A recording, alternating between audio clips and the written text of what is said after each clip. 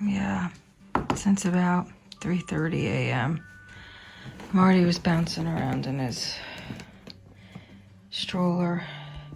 This is a much older portable crib that we keep in the bedroom. So I have to get him out of the crib. Into here to see if sometimes he has peed inside that carriage, and it's a lot of work trying to clean that up and wash and everything. So we get him out of there and we put him in here. If he settles down, I'll try to lay down again. But this is where I lose a lot of sleep. Okay, so sometimes when Marty is hopefully getting ready to pee soon, possibly poop, he's moving around a lot. He'll kind of mess up this bed pad, and I like to keep as much of the area covered as possible. So I'll have to pick him up and rearrange it a little. There we go. All right, and then when you see us start peeing, lift him up a little bit.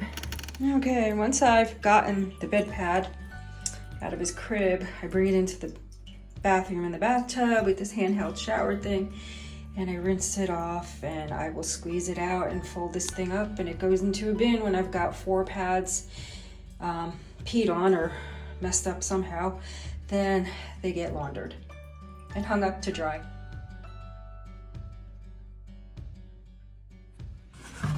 Okay, so 4 of the bed pads that Marty has peed on.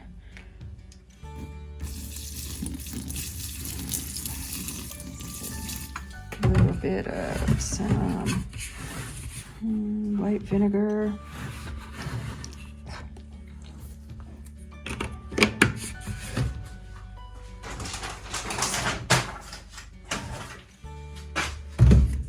Down in the dungeon where our washer and dryer are, the basement. And just a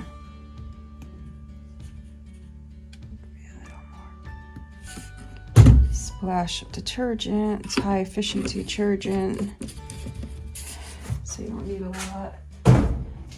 And an hour from now, we'll come back and get them. So morning routine after getting a load of Marty's bed pads in the washing machine going and cleaning up the dog's water bowl and refilling that. We have 2 rescue dogs, and Marty, and we have a rescue duck. And she spends most of her time in her little, it's a barn. And we let her out in the morning. She goes to bed in her barn to roost. Okay, so morning routine. Again, we've got the psyllium husk fiber powder. He gets this with breakfast at 7 a.m. He gets this with dinner at 7 p.m. If he doesn't, it gets all compacted. His poop gets compacted and he has a hard time going. So this seems to have done the trick. Just a little bit of that, maybe like an eighth of a teaspoon that way. He has his phenobarbital 2.5 in this bigger syringe. We put that in there, and we add a little water.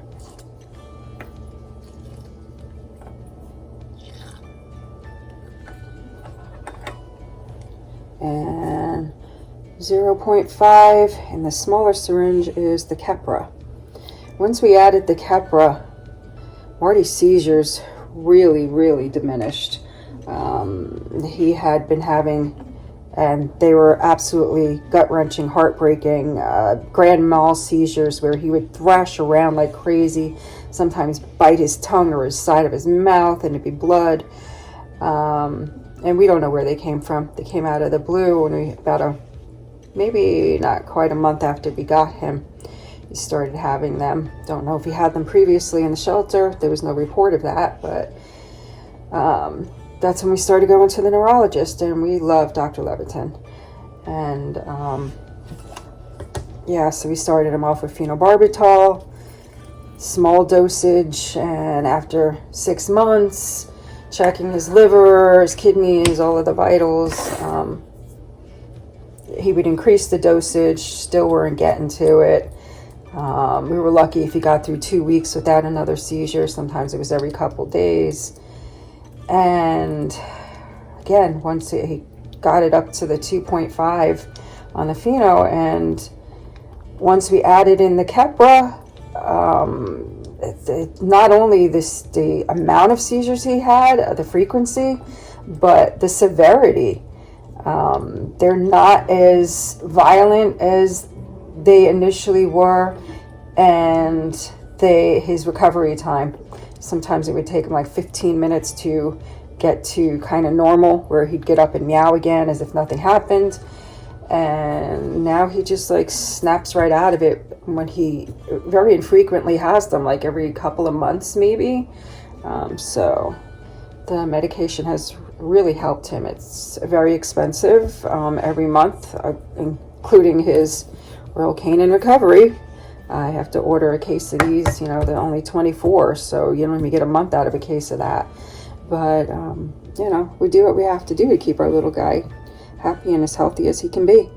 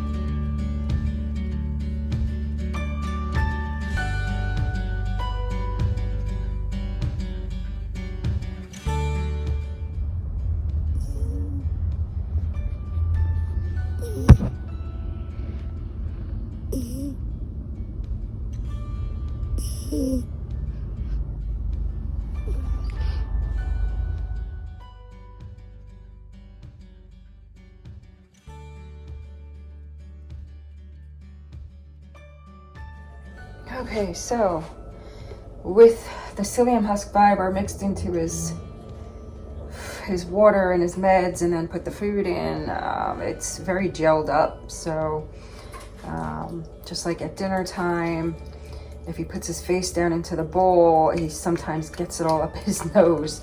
So I don't want him to aspirate, so use the spoon. It's a silicone spoon, so he doesn't hurt his teeth.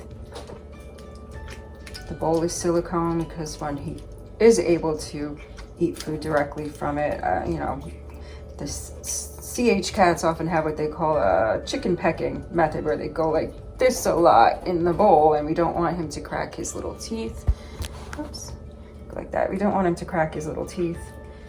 on a hard bowl, metal or ceramic. So these easy peasy bowls are fantastic, especially if you have a cat that won't fall in it like Marty will, can eat directly out of the bowl. A lot of times they will knock it over, because CH cats are a little bit on the clumsy side, right, buddy? So these things are great. The bottom flat surface kind of leaves them set down on whatever surface you have this on. So there we go, baby. And he does get his both medications in his breakfast. The phenobarbital is every 12 hours, but the Keppra is every 8 hours. So we have to kind of stagger things later in the day. He gets both at 7 a.m., Keppra at 2 p.m., phenobarbital at 7 p.m., and the Keppra again at 10 p.m. And that's Marty's feeding schedule, other than the occasional snack that we'll put in here. Now, if we're eating something that he can have and chop it up really fine, got to make it into almost a pate consistency, because Marty doesn't really chew things very well. He'll start gagging on bits of food, so he likes the pate stuff. That's breakfast. Yay! Okay, sometimes if I get the opportunity to go back to bed for a little nap after giving Marty a 7 a.m. meal. It's the beauty of being able to work from home. I like to take a little nap, and I'll put Marty in here under the covers with me, because it's only for a little while, and he'll do some grooming, and then I'll eventually go to sleep. Because I am usually up the wee hours of the morning with him, waiting for him to pee or do whatever he's got to do. He also pooped this morning, probably about 5 a.m. He didn't pee until about 6:30ish, and I need sleep. I have had Lyme disease and babesiosis since 1995, and I get fatigue really easy, so we take a little nap, right, buddy?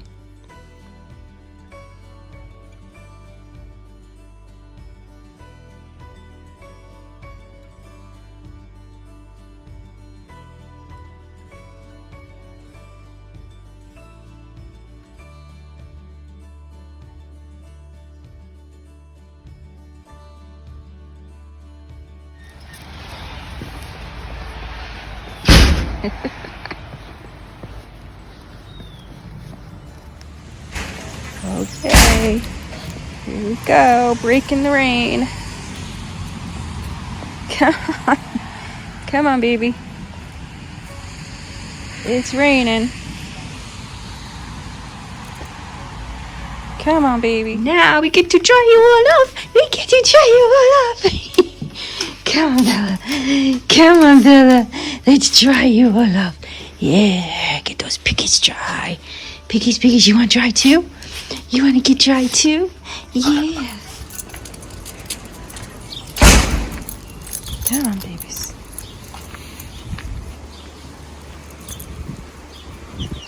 Come on. Beautiful day today. Okay, so wash machine's done. Unplug it, turn the water off.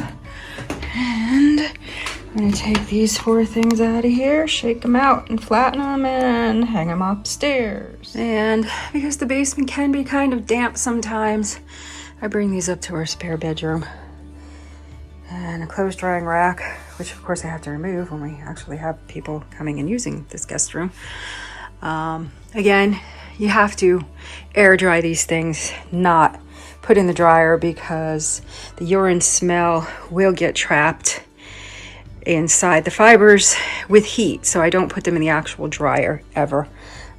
Marty's urine smells. You might have noticed in some of the other videos, he is intact. He was scheduled to be neutered when he had his first seizure, and we went to the neurologist, and he highly suggested that we never, if possible, put him under anesthesia. It could take his life. His brain's too fragile. Okay. After his morning breakfast, Marty usually goes back into a stroller here, and he's pretty quiet for at least a couple of hours. And if I see him start to wake up and move around, I have to take him out of here and put him into his crib because he might have to pee or poop or something.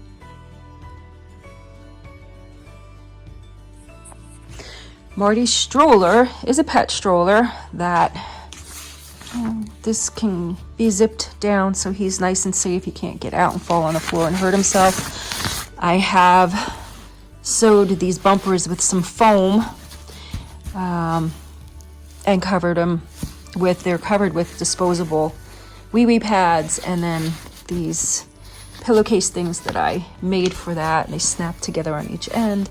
There's also a cover with the same material on there, and then this is a nice soft cushioned warming pad that it's going to be getting to be warm soon. It is now the end of April, so he might not need that too much, but for the winter time it keeps him nice and warm. He sleeps in here overnight.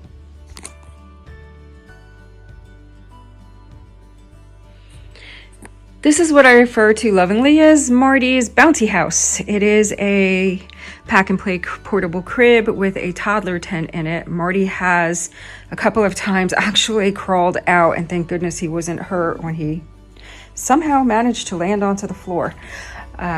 He's put in here, it's a cushioned environment. There's a very thick mattress.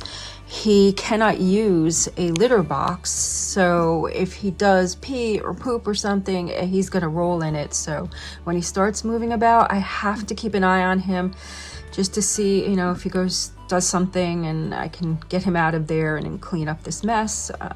This has a mattress protector and then a layer of disposable wee pads, and then this big washable bed pad. He is a boy, so sometimes he keels over and his leg is lifted and his pee will go streaming out of the netting of this crib. So there were also large disposable bed pads underneath to protect the floors. And say hi, buddy. Hi. Marty cannot really see clearly. I think that he sees large shapes, but not clear images. I don't think he sees me, probably like a very blurry big blob. According to his neurologist, he is mostly blind, but sees a little bit. I mean, he will sometimes follow when I walk past or move something. Let's see, he'll follow my hand over here. See, he kind of sees, but I think mostly he hears and smells more than he sees things.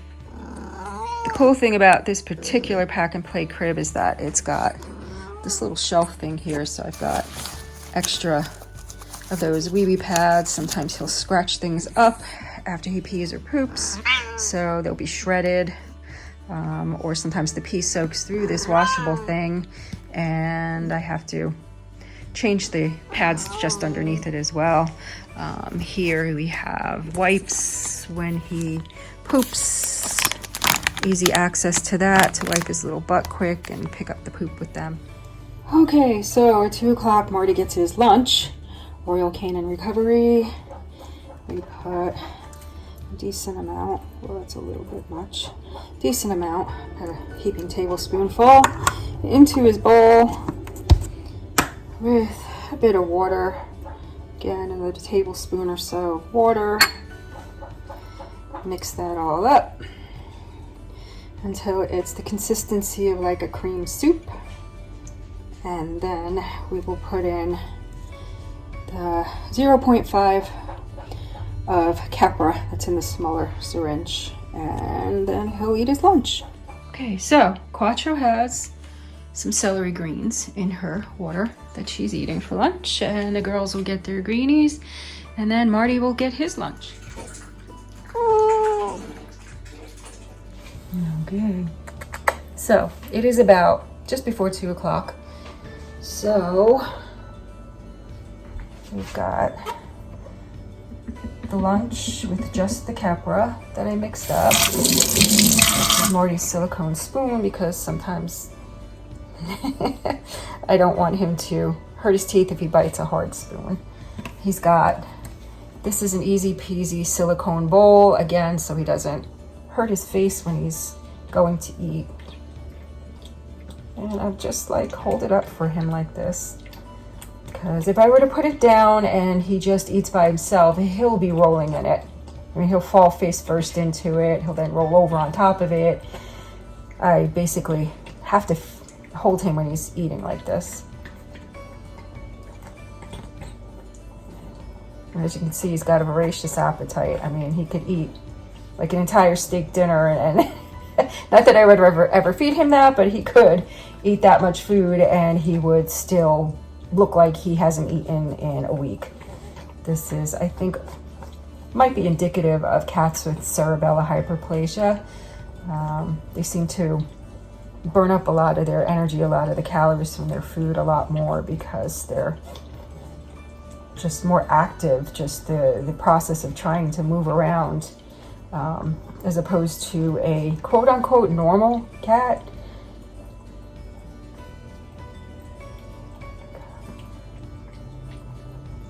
He likes that. Okay, so he'll have it all smushed around in the plate a lot, and then I'll take the spoon and just kind of smush the remainder into one area, or sometimes if there's only a little tiny bit, I'll go like this. And again, this is why the silicone spoon, because I have a small metal one that he has chomped down on, and I don't want him ruining what little teeth he's got left. And then we take that paper towel that I have wet and wrung out, so it's just damp, and we wipe his little face. Oh yes, I know, buddy. And then we use that to wipe the bowl out, and then we rinse it and wash it, right? And we put him back down in his crib or on my lap, depending on whether or not he has peed yet for the day.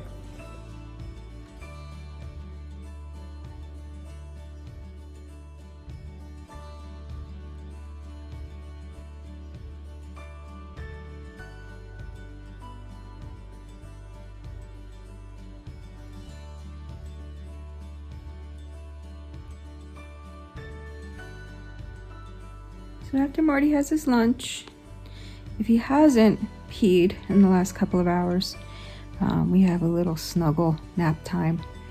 I put my blanket out like this, and he'll lay on the blanket, and I'll put the cover over him, and he'll nap for a little bit. There he is. Okay, buddy, come here.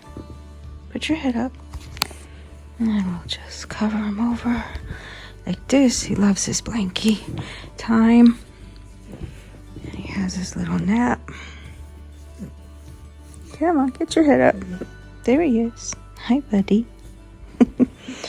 He'll get himself all positioned in there and all, and he'll eventually curl up and nap. I do this because of the timing. If it gets to be after 2:30ish, and he hasn't peed already, and he pees anytime between now and 5 o'clock, I will have a heck of a time getting him to pee before bedtime. He has often kept me up till like 3 o'clock in the morning sometimes. Not often, rarely, but he does keep me up pretty late waiting for him to pee before I feel confident that he can sleep through the night. So we do this for timing purposes. He will not pee on the blanket.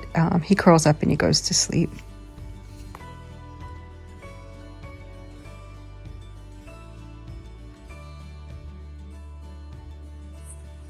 The one upside of kind of being stuck here for a couple of hours is that I have actual quiet time instead of doing office work or housework.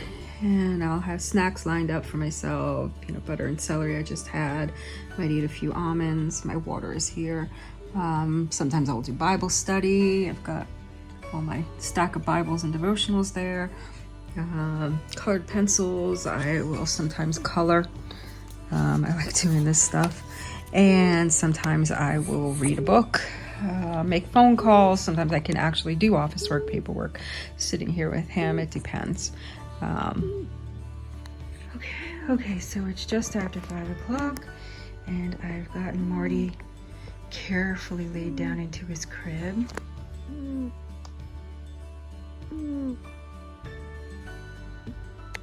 That That's his cute little squeaks that he does when he's sleeping. I'm going to attempt to get both of our dogs outside real quick for a walk. Hopefully Marty will stay in there sleeping. Okay, so it's after 6 o'clock. Sometimes Marty will wiggle himself out of there, and I'll take the blanket away and let him be in the crib, and maybe he'll pee by then. If not, I have to wake him up because he needs to pee before his dinner time, which is at 7. Sometimes it gets dark in this room by this time of night, so I have this little light that lights it up a little bit better for me to see what's going on in there. And let's wake up the little monkey. Where are you, man? Here he is. Hi, Marty.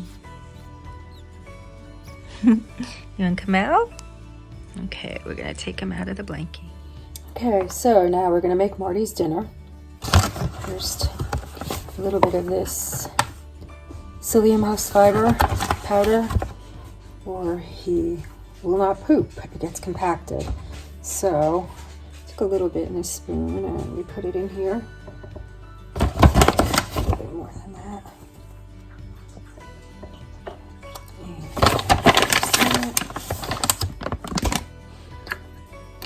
And I do 5 milk thistle drops in his food at dinner time because all this medication he's on for his seizures, I want to keep his liver healthy if at all possible.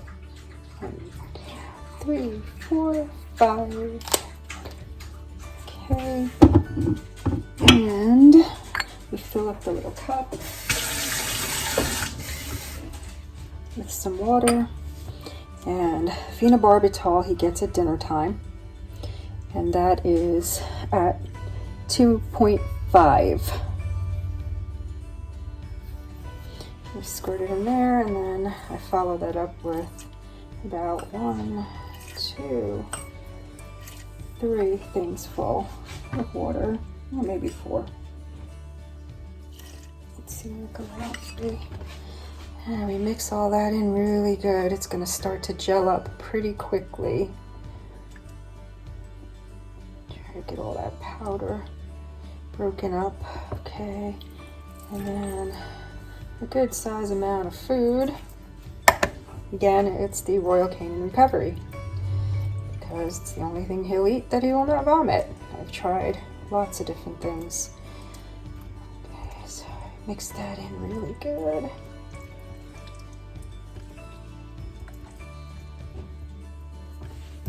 And gotta go get the monkey. Okay, so dinner time, just like breakfast time, he gets the psyllium husk fiber in his food, and that makes it really kind of gelled up to an extent. So I feed him with the spoon because it seems to be easier for him. He kind of gets it up his nose a bit when he eats it directly from the bowl, and I don't want him to aspirate, so I will do it like this, so he gets a little bit at a time. And again, he always seems like he hasn't eaten in about a month, but he gets 4 meals every day, plus snacks. And once he's done, again, the paper towel square that I wet and wrung out so it's damp so we can wipe his little face. Okay, is that good?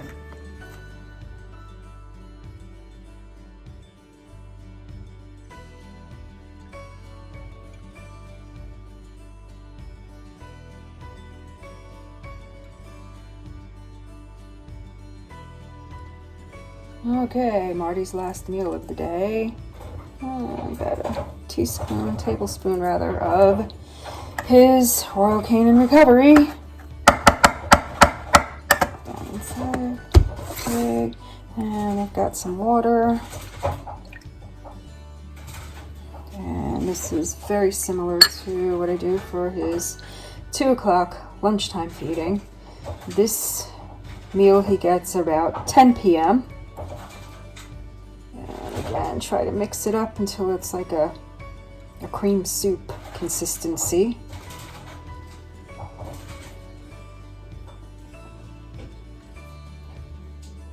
Okay, and I already measured out his Kepra he gets Keppra at 10 o'clock, like he does at 2 o'clock. 7 p.m. he gets the phenobarbital. 7 a.m. he gets both things, phenobarbital and Keppra. Okay, it goes in there. Okay, so toot toot toot toot. Hi. Okay.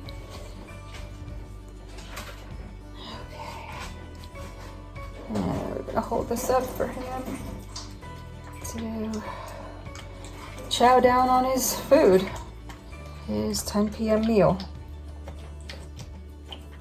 And then I wet the square paper towel, and we'll wipe his little face up and clean everything up, and that's it for the night. Then he gets put in his stroller, and that's where he sleeps at night.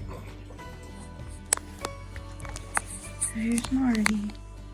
Well, it's kind of hard to see, it's kind of dark.